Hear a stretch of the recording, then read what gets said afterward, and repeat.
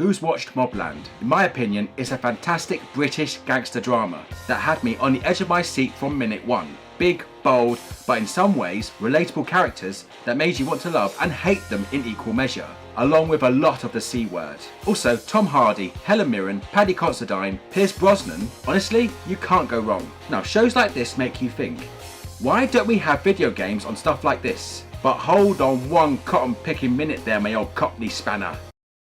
I'm listening. There is one, released on PS2 in 2002, The Getaway. Fucking get in there, my son. I've been meaning to replay this one for a while, but after replaying it, do I have the same fondness? Today, we find out. And it's the first game that I reviewed that's not based on a movie, cartoon, or any license at all. Well, it's about time. So lock, stock, and get those barrels smoking. It's game time! The Getaway is a third-person shooter set in London over the course of one day. You take control of Mark Hammond, former member of the Soho-based Collins gang, and now nightclub owner, who, after his wife is murdered and son is kidnapped, chased down the ones responsible to Bethnal Green, to find that the man behind this is the Bethnal Green mob boss Charlie Jolson, who looks like a mix between Ray Winston and the old guy from the Six Flag ad, who uses the life of Mark's son Alex as blackmail to do jobs around London for him. This is the game we're gonna play. It's a bit like Simon Says, only you do what I say. I ring you, you do the job. You don't do what I tell you, the kid dies. You don't do it where I tell you, the kid dies. You don't do it when I tell you, the kid dies. You getting my drift? If you want to see your kid alive, you do exactly what I say. You talk to anyone, you're late, or you let me down. Your kid dies. Do I make myself clear? And that's only half the story, as you also take control of DC Frank Carter of the Flying Squad, who only has one goal, to take down Charlie Jolson and his empire. And with all that being said, pure chaos ensues, involving gang warfare, car chases, jailbreaks, bent coppers, and a plot that would change London's criminal underworld forever. Now, a few people would say that this is our Grand Theft Auto London, other than the actual Grand Theft Auto London we got years prior. Personally, I've not played it, but I've heard the voice acting, and yeah, it's bad. Listen, right, we're looking for a lad who can do his stuff. I've heard you're a bit tasty, no messing around or you get a slap. Remember, I'm the monkey and you're the cheese grater. I went down to GP and got a lobotomy, then went to Greg's and got a steak bake and a yum yum. Meh. Let's start with the story and characters. I want to talk about the opening cutscene for a bit, because there are a few things that need to be called out. Your dad told me you might be captain of the squad this year. Yeah, unless your dad's paying good money, I don't see that happening. Stop putting ideas in his head, you silly cow. Mrs. Hammond, could we have a word? We've got a few questions we'd like to ask you. Yeah? Who's asking? We'd like to discuss this in private if we could. You're not the police. Since when the police start dressing like common tarts? So the Jolson lot grab Alex and shoot Sue, leaving the murder weapon behind. And what does Mark do? He only goes and picks it up. Yeah, he could have been in shock and not thinking straight at that point. But if you were a career criminal, you would not leave any incriminating evidence. And even if you weren't, you'd know not to touch anything. Don't worry, Suze. Get our boy back. Shh. Get our boy. Suze! Susie! Ah! Although I did find this scene very clever in the grand scheme of things, but the writing felt forced, and to have Hammond do something silly like that, if that makes sense. Jumping ahead, Jolson has Mark doing jobs mainly attacking rival gangs, starting by setting fire to a bar owned by his old gang, then stealing a valuable statue from the Chinese triads. And it doesn't stop there. After you break Jake Jolson out during a transfer, he sends you to drop off a dead triad member back to their own territory. It's when we meet the relatives, Johnny Chai.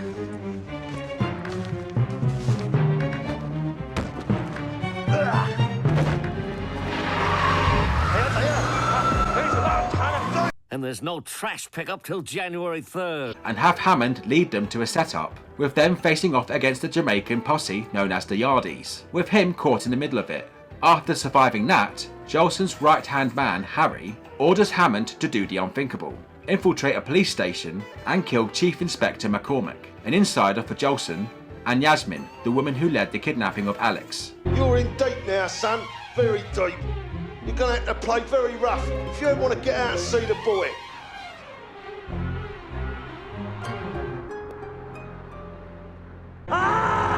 After doing McCormack in, Yasmin tells Hammond she can save his son, so he decides to not kill her and bring her along to pick up a dancer for Jolson. But as she was killed in the crossfire during a firefight, Yasmin found the perfect opportunity to get to Mark's kid by dressing up as her. Of course I'll come over. I've always got time for my big Charlie boy, ain't I? You better be sorry. You're a naughty girl. That's gross. While she does that, Mark is sent to steal money from the Yardies, which Mark was going to keep for himself to blow town with when he gets Alex back. Honour amongst thieves, maybe. Maggots, never. What did he say? What the fuck is his stench? Mark and Yasmin get caught, and this is where we find out that this was all one big setup, all orchestrated by Jolson to lure the Collins gang, triads and Yardie leaders into one place and take them all out with a massive bomb. And then London would belong to him. But before that could happen, DC Carter shows up and breaks Mark and Yaz out, which leads them all to a docked ship where they face off against everyone he messed with to save Alex. You kill Harry, and in the final cutscene of this half of the game, you convince the three gangs to let you, Alex and Yaz go. Nothing beats a Jet2 holiday. And right now, you can save £50 per person. That's 200. Also, if you need a reminder on what you need to do, you can check the briefing from the pause menu. They've got Alex, Mark. Get our boy back. Get our boy. Yeah, it's cool, but you forgot the most important bit, which was... Before I get to Carter's side of the story, I want to look back at Hammond's story for a bit. Now, I thought they balanced the fun of a British gangster drama and the seriousness of Mark's situation very well. I think The Getaway delivers everything you want from a gangster story. The bravado, the dirty dodgy dealings, the shocking moments of insanity and violence that come with it, with a slight hint of casual racism. What are you worrying about? He looks good. Like a kung fu movie. Grasshopper. Yeah, grievous. Little trouble there. But in all seriousness, it's all nicely written and well voice acted. But at the same time, I really sympathised with Hammond. This wasn't his life anymore, but he was willing to go to hell and back for his son, which meant him going into a police station and killing officers to get to two people. Hats off to Don Kembry for his performance. He nails it as a desperate man who's got everything to lose, but at the same time, won't take from anyone. As we're talking about characters, I can see why Yasmin is Jolson's topper. She is a clever bird and very level-headed. She is the one keeping everything cool whilst Hammond loses it. And like Hammond, doesn't take and will put you in your place if you step out of line. They're on their way down. And what are you looking at? Oh, nothing to say? Good. Fucking Charlie. Said I'd be working with professionals, not a bunch of bloody has-beens. But I think the real highlight, and the thing gluing it together, is Charlie Jolson. This guy is the definition of Billy Big Bollocks. You can't help but listen when he's talking. Rise and shine, Marky boy. You got work to do. I want you to pay your old pals down in Soho a visit. Thrift Street, innit? I want you to let Nick Collins know you're no longer friends. I want you to remodel Collins' restaurant, the Republic. I mean, trash it. Smash the place to pieces. Crucify them. No, wait. Torch the place. You got me. Don't leave there until that place is a towering fucking inferno. You're off your fucking rocker, Charlie. That's my old turf. They're friends of mine. You heard me. Just get on with it. I better be seeing Republic on the 6 o'clock news, or your boy will be all over the headlines by 10. I don't want any excuses, Hammond. Just do the job if you want to see your kid alive. He's fun to watch and you love to despise him. He is despicable. He is a very old-fashioned gangster and wants to keep it old-fashioned by wiping out the Yardies and the Triads. Basically ethnic cleansing. But London is a city of multicultural and times have changed and sometimes it has to. And he realises that by the end, right? No! Fuck off. He goes on a mad rant, triggers the bomb and starts singing Land of Hope and Glory. Land of hope and glory, mother of the free. How shall we extol? How could you not love this crazy fat bastard? Okay, let's move on to Carter's side of the story. Set at the same time Hammond is causing chaos across London, it starts with Carter arresting Jake Jolson, Charlie Jolson's nephew. And it goes from there. And in my opinion, after what I went through with Mark, I found Carter's story underwhelming. It felt like a cop show, and it had all the cliches that came with it. Chief Inspector who thinks you're too much of a loose cannon, and you don't give a shit because you're getting the job done. That sort of thing. It's not terrible, you take on London's criminal underworld, but it feels like you're playing a different game at some points, and just going through the motions. It just fell a bit flat. Yeah, you dive into McCormack's dodgy dealings with Jolson, but I didn't feel like it mattered so much, since we know he ends up dead anyway. We do get those moments of Carter and Hammond crossing paths, but nothing much different happens from either side of the story. And all you want to know is, does Carter survive the ship explosion? And what happens after that? Turns out he does. He jumps off at the last second. And as for what happens next, I don't know. The game just ends after that. What? Why?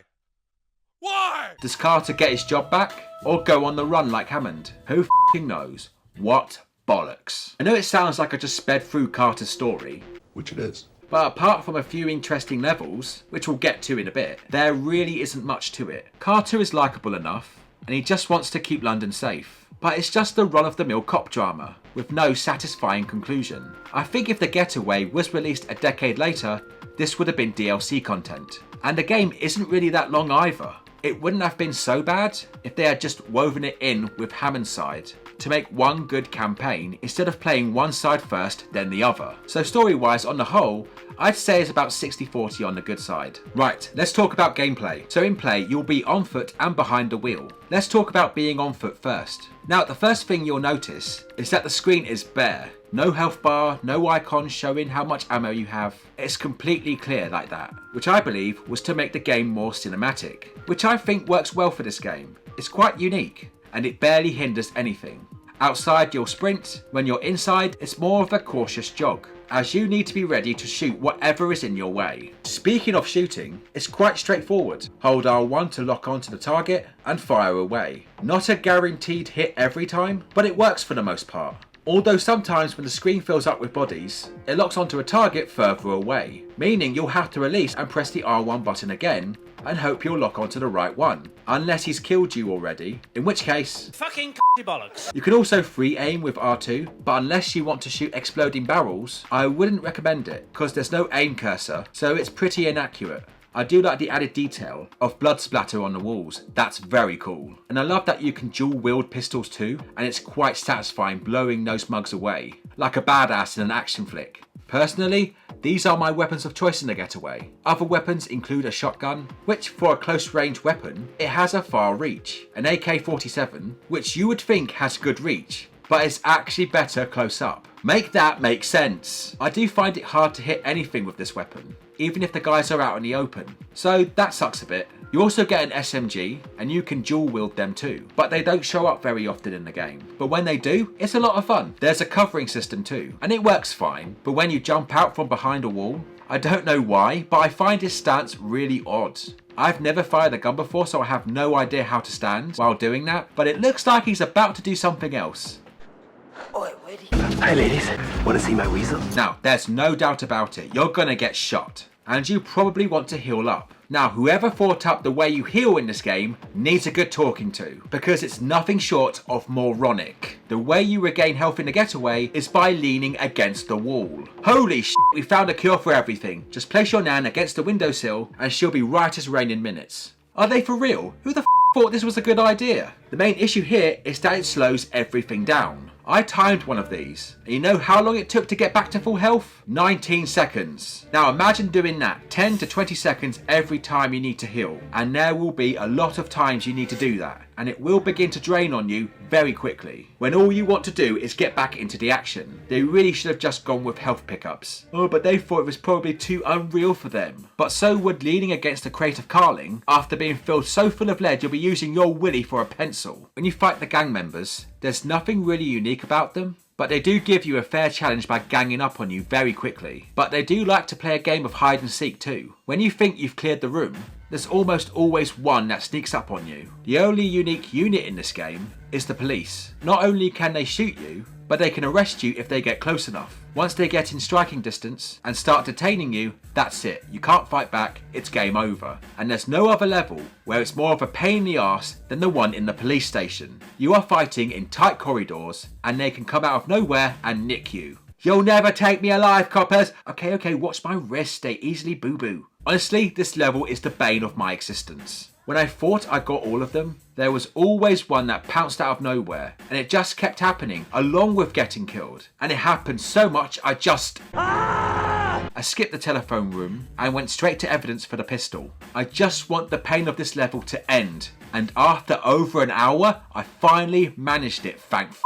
But I have to say, it was one of those levels that shook things up. In others, you have to sneak past enemies. But I found these more trial and error. When you get caught, you realise what you need to do next time, then execute that. But it wasn't that bad, to be fair. There were also levels where you need to avoid obstacles, like Jolson's mansion, where you have to avoid laser beams, otherwise it will set off poison gas. Or in this giant container yard, where there are moving cranes that can crush you. These add a bit of spice to the level, but I would have liked to have seen more of these, to be honest. Also, Yaz will join you around halfway through Hammond's missions, and I was a bit mixed about this, because on one hand, she's useful in a fight, taking out some of the enemies for you, but when it comes to on the road and you change car, if there are enemies firing at you, she'll focus on them rather than follow you and get in the car, which is annoying because we're against the clock most of the time. Get in the fucking car, love. And she can die, and it's game over if she does. So in my opinion, her AI is underdone. Let's move on to driving. So more or less, every vehicle in the Getaway is drivable, including the iconic black cab and red buses. Honestly, driving to your objective on a bus is hilarious. Move, I'm on police business. It's double fare or f*** off, whilst also crossing Tower Bridge. It makes you feel proper British. And like on foot, there are no screen icons. You have no maps or directional arrow pointing you where to go. So you have to watch the indicator lights on the back of the car. And for me, it works fine. Sure, it makes a few errors, where telling you to turn where the road is blocked off, but nothing is broken. Now, vehicle handling in general is fine and dandy and fine, but in general, it's a bit on the loose side. Now, I say in general, because every vehicle feels almost the same when you drive it. I mean, a van should feel heavier and slower to drive than, say, a Lotus, right? The funny thing is, it really doesn't. When you're making quick turns, both vehicles have the same level of looseness and slipperiness, and I find that very odd, because you'd think you'd get a sense of realness to driving as you are in a real location. In saying that, this is a game where you can close a hole in your spleen by leaning on a box of biscuits. You stupid bastard! So you're mostly going to go crash bang wallop no matter what you drive. Now, I don't drive, but I do visit central London quite a bit, and I can say it can get busy on the roads. And the Getaway, considering it's over 20 years old at this point, it's pretty accurate. Honestly, London is the worst place to have a car chase. And sometimes you have to get to a place within a time limit, and you have to dodge and weave through heavy traffic. And I found myself on the opposite way down a one-way street quite a lot. As the police try to cut you off and rival gangs chasing you down, it can get a bit crazy. And you know what? I wouldn't have it any other way. It's really good fun. There are missions where you have to drive vehicles off the road or tell someone without them noticing, but like the gameplay on foot, I wish there were more of these too. So for a game that came out in 2002, how does it look?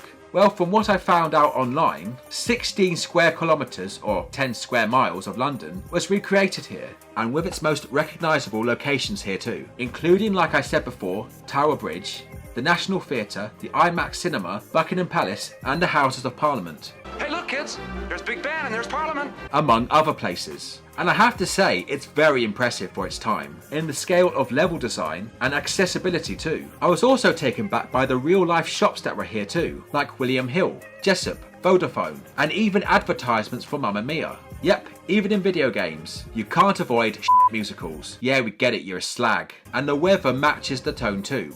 Grey and miserable. England. It's only when you take a real good look at these places, this is where the game shows its age. It looks kind of blurry, less textured and flat. So it does bring the game down a bit, but not very much. But I will say the character models look great. Apart from Charlie, who looks like a scoop of melting rum and raisin. They all look like people you would genuinely come across in Britain, in my opinion. And I mean that in a nice way. I'm sure you are all very lovely people. And lastly, the soundtrack was composed by the London Philharmonic Orchestra, and the tunes match the vibe of a British gangster flick, with a very cool upbeat bass line for the fun shootout moments, to the very low but intense techno for the life or death situations. What else can I say? It's a knockout. So with that being said, with all the praise I give this game, I found The Getaway a bit of a disappointment. The game's story feels unfinished, and DC Carter's missions felt more like Hammond's. The healing system in this game is stupid, the lock-on is a bit finicky, but if you can look past all that, there's a bit of fun here to be had, making you feel like you're a part of a British crime movie, with larger-than-life personalities like Charlie Jolson, badass moments and plenty of silly ones too. The driving is a blast, and giving you a place like London to play around in is the icing on the cake. So all in all, if you like gangster stories or GTA, I recommend giving this one a go. And it was successful enough that it got a sequel in Black Monday, which I will be taking a look at in the future. But for now, I'm gonna get away for a bit. And that was my review of The Getaway. But what do you guys think? Have you played this game? What's your favourite gangster film? And do you agree with me? Do you disagree with me? Comment down below and let me know, because I would really love to know. And that's about everything for today, my friends. So thank you so much for tuning in, and I hope you enjoyed this video. If you like what you saw, make sure you like, share and subscribe. Hit that bell for notifications and follow me on Facebook, X and Instagram. I've been Titch, so long and game on.